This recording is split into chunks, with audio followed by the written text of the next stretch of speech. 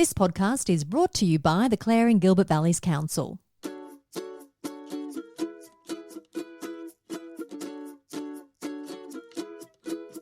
Hello and welcome to the final episode for 2023 of the Clare Valley Podcast, a podcast providing you all the latest council news and events from the Clare and Gilbert Valleys Council region. I'm your host, Annabelle Homer. We're finishing off the year with some festive cheer, and regional communities sure do know how to celebrate Christmas in their local area. I'm pretty excited actually. I saw a couple of cars go past earlier and that just made it all real because we've just been waiting for it to all happen. Yeah, it's great. I'm sort of Santa's helper and it is the best job in the world, to be quite honest. Because there's nothing like the wonder of Christmas and the joy on the little kid's face. We're more silly clowns. We have some bubbles, but the bubbles come out of mysterious places. Just make naughty. Oh no! Lollies! So much fun. We'll head to Riverton and bring you all the colour, the excitement and laughter at the town's local Christmas pageant, a street pageant that only began because of COVID. But before we head to Riverton, let's get all the latest from Council Headquarters with Dr Helen Macdonald.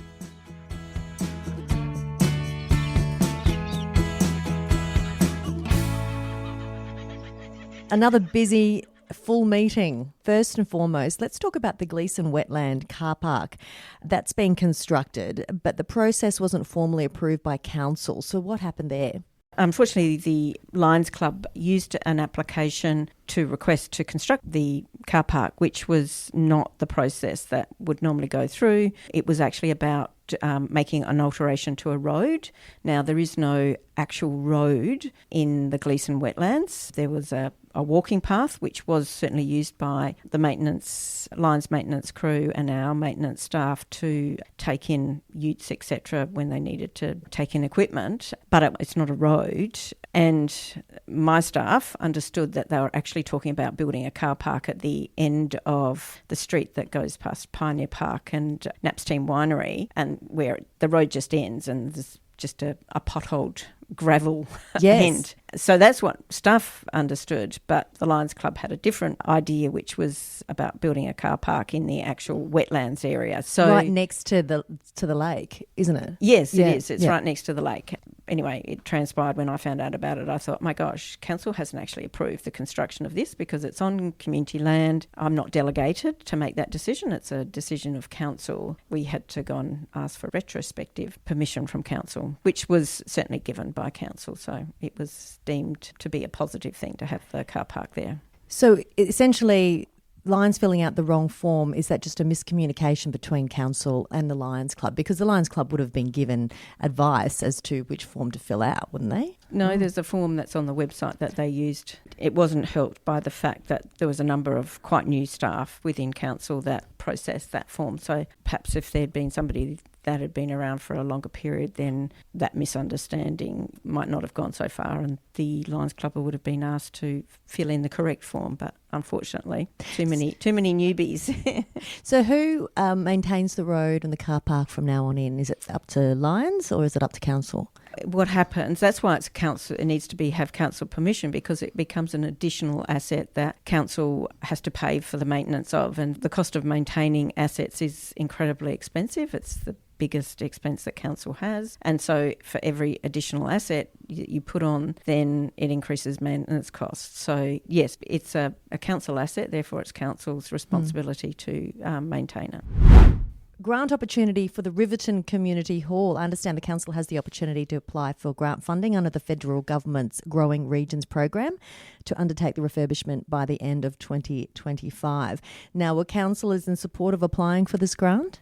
They were, which is fantastic because obviously it provides an opportunity for some work to be done, but not at the full expense of Clare and Gilbert Valley ratepayers. It'll be great because it'll cover half the refurbishment costs. So can we just recap on how much this refurbishment is going to cost ratepayers? Original cost estimate was $1.3 million, but because that costing was given at the beginning of this year and it's not anticipated that work would start until towards the end of 2024, before, so we put it in at 1.4 million for the refurbishment. However, that's a cost estimate. You don't actually know how much these things will cost until you go out for tender. My experience is that cost estimates are generally over and above what it will cost us to do. Essentially because there's a whole lot of loadings that are put on for regional areas that may not materialise, particularly if local builders and local contractors undertake the work. The business case has been approved by council. Now it's just getting the grant. So when will that come through? It's a little bit more than just getting the grant. We have to put the application in, which I think is due either end of January, early February next year. But we have to get a detailed design completed so we know actually what we're doing, because at the moment it's just a concept. We'll start that now so that it's well and truly completed and ready should we be lucky to get the grant. If we don't, then we're still ready for another grant in the future. Council administration has received a request from Sam Macdonald seeking to purchase the unmade portion of Buchanan Street in Clare, which is adjacent to the newly constructed units on Strickland Street. Sam is looking to landscape the area and is agreeable to providing an easement or right-of-way so the public can utilise the area to the back of 308 Main North Road. Now, is council in support of this? Yes, council did support that. It's interesting because there's a little bridge that goes over the Hutt River, but there isn't actually a formalised walkway. There's just, it's an unformed street, and there's just a people-made footpath that goes through to the back of where Ragoo Restaurant is, and it's never going to be a street because it doesn't go anywhere. But SJM would like it to just landscape it to enhance the units that they're currently building on Strickland Street. And considering it's going to be or potentially could be a public right-of-way, was SJM looking for council support to do this project? I do believe that may have been a request, but no, if he wants to fix it up, it'll be at his expense. Watervale Tennis Club has requested for council to draft a new lease for the Watervale Tennis Courts. This is obviously a peppercorn rent, from what I understand. Has that all been approved by council?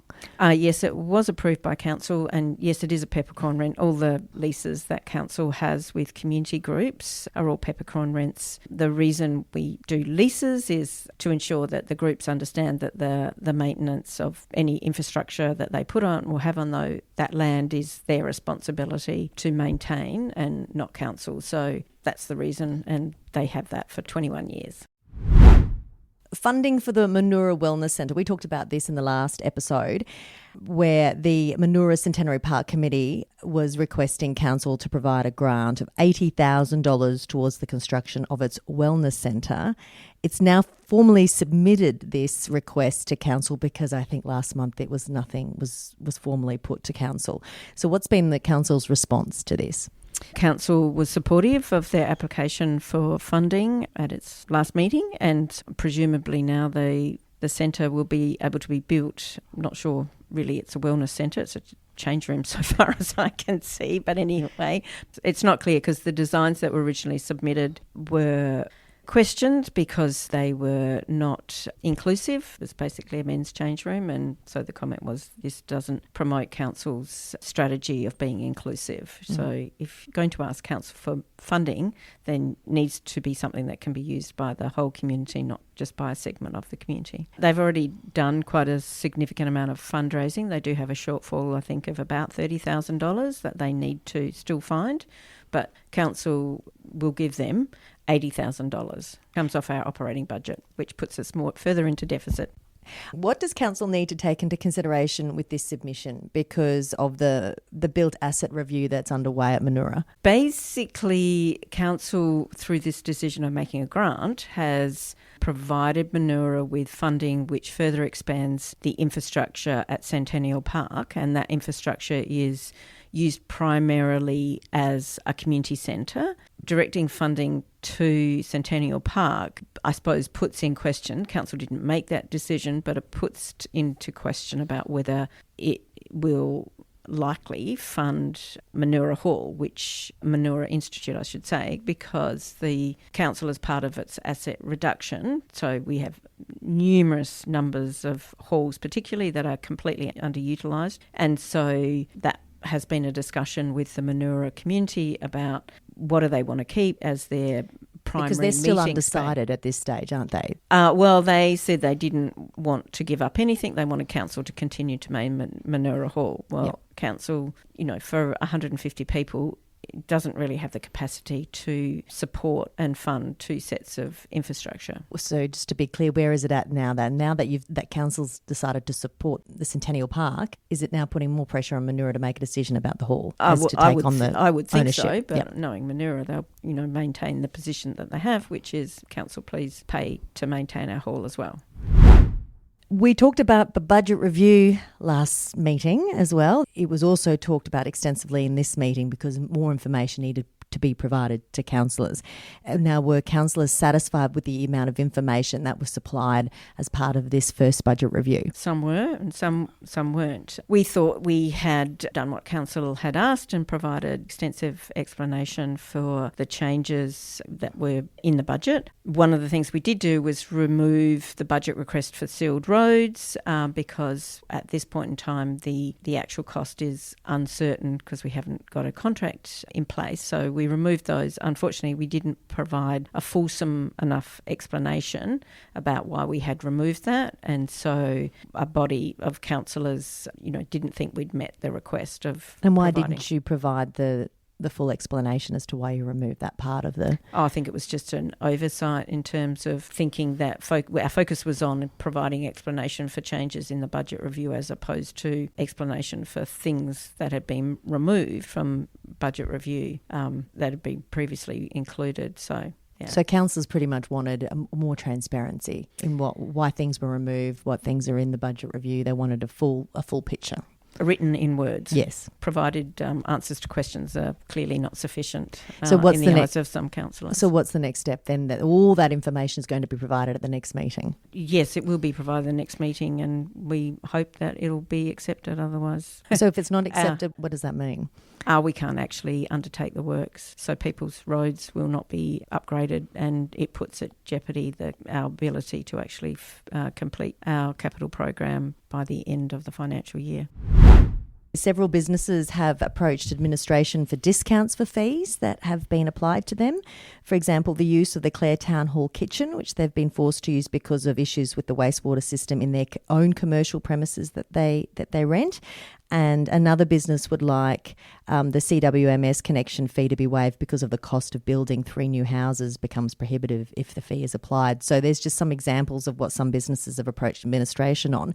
You provided this information in your report, Helen. Were councillors bringing up any questions in relation to this as to whether the council will waive these fees? No, there were no questions or comments at all on that part of my report, which I actually did expect some discussion, but obviously more concerned about council's budget review process than business needs at this point in time. Do you think that will be revisited? Well, unlikely. Finally, talk about the Clare Valley Hut project. The Clare Valley Wine, Food and Tourism Centre reports on a 6-monthly basis their key performance indicators.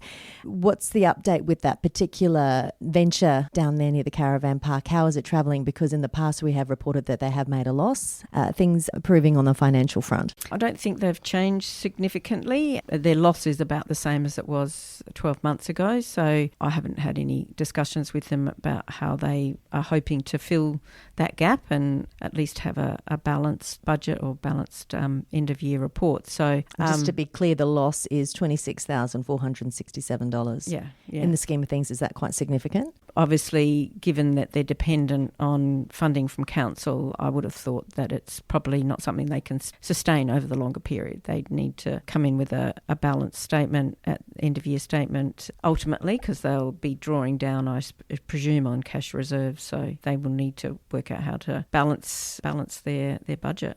Council has an agreement in place that I believe is up for review next year.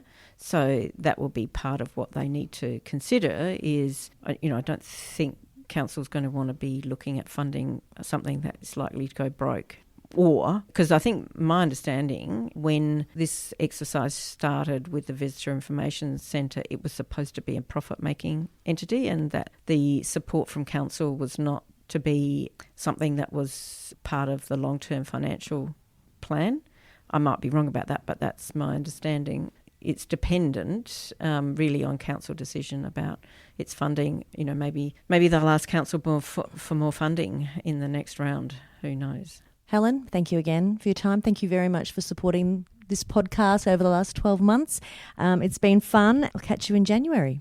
Certainly, and I'd just like to wish all of our listeners a happy New Year and a Merry Christmas, and hopefully everybody has a safe time on the roads.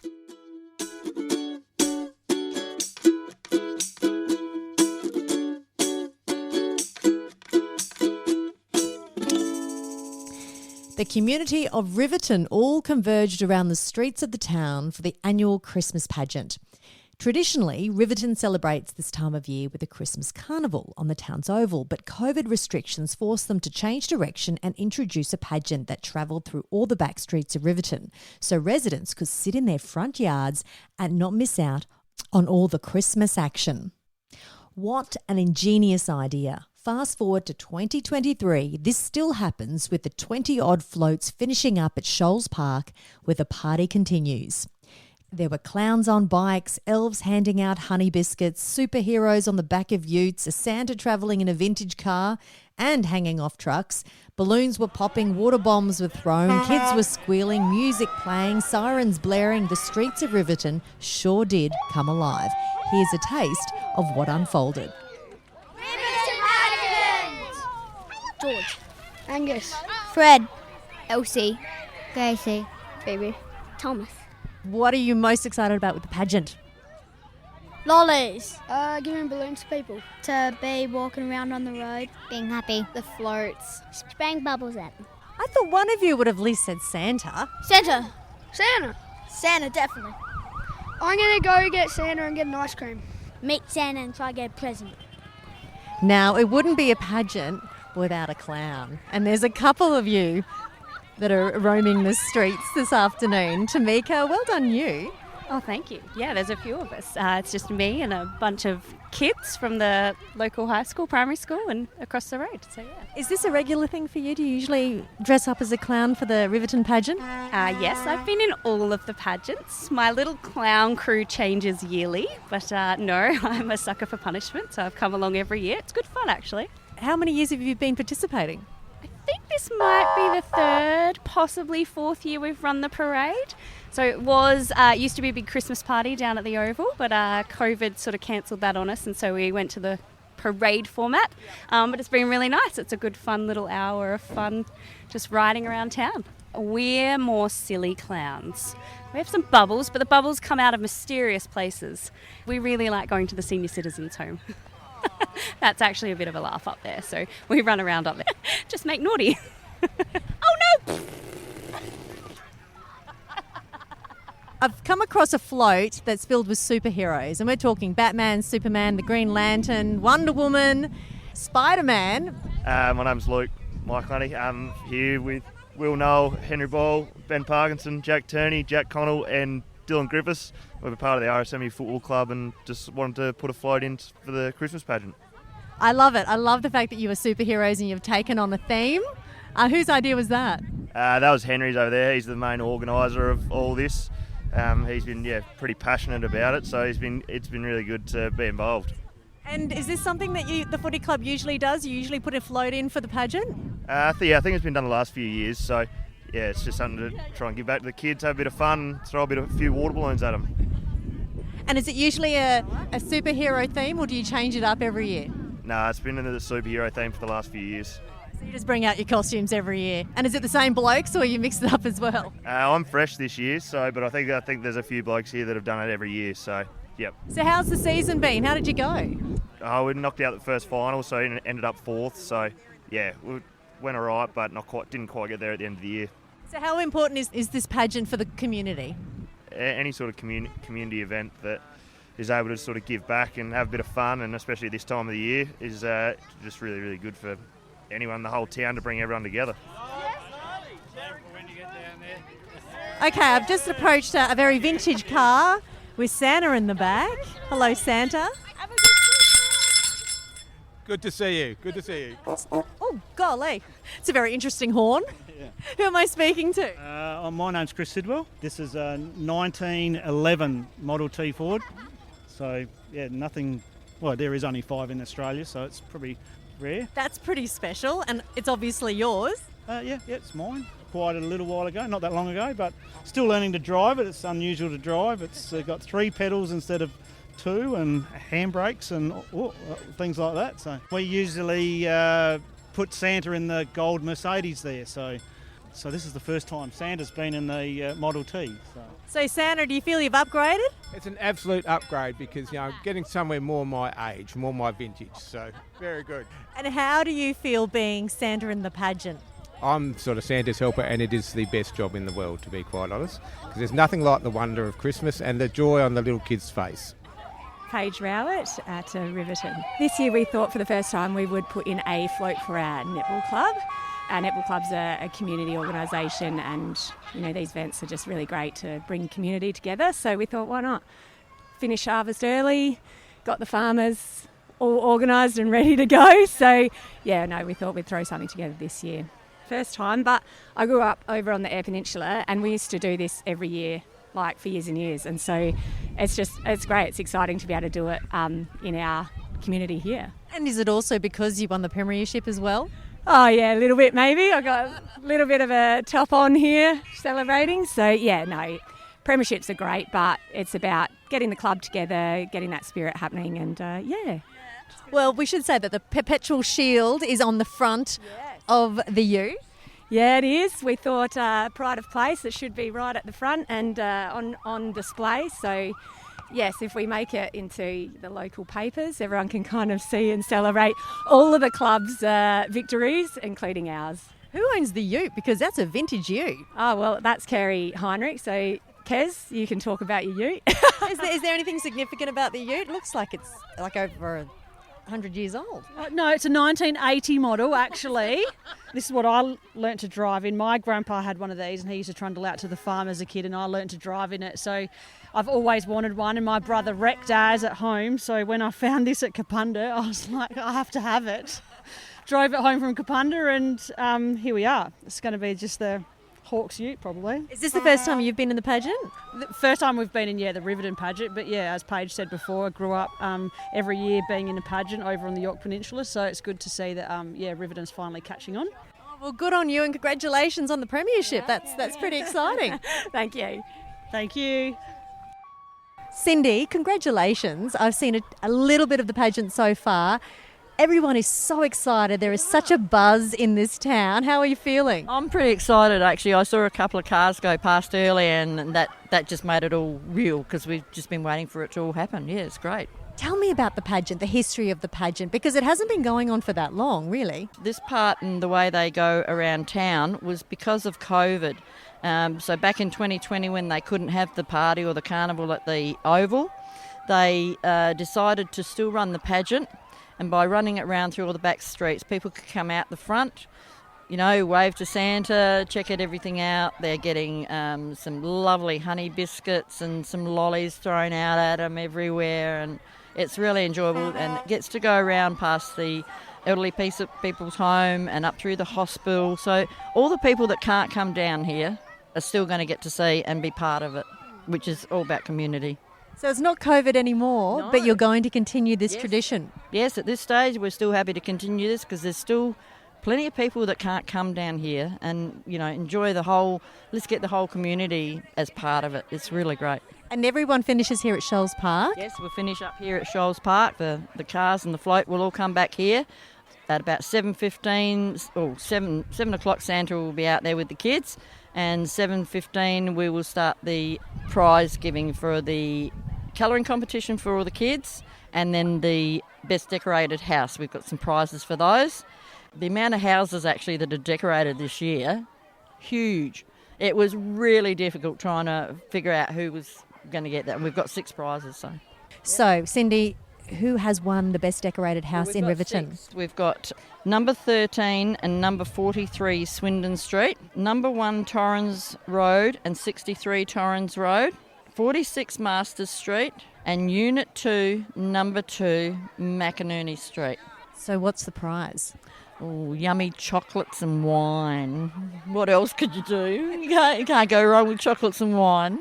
Congratulations, and an awesome community event, and it's obviously enjoyed by all, and the kids are ecstatic.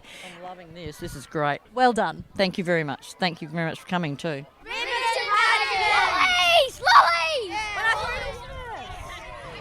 That was Cindy Nolan, the pageant organiser, and congratulations to the pageant committee. A job well done, a fantastic community event enjoyed by all. That's a wrap on 2023. The podcast will be back next month, bringing you all the latest news, issues and events from across the Clare and Gilbert Valleys region. To keep up to date with all council-related matters, head to its website or social media pages, which are updated regularly. I'm your host, Annabelle Homer. It's been an absolute pleasure to be in your ears every month. Hope to have you back listening in 2024.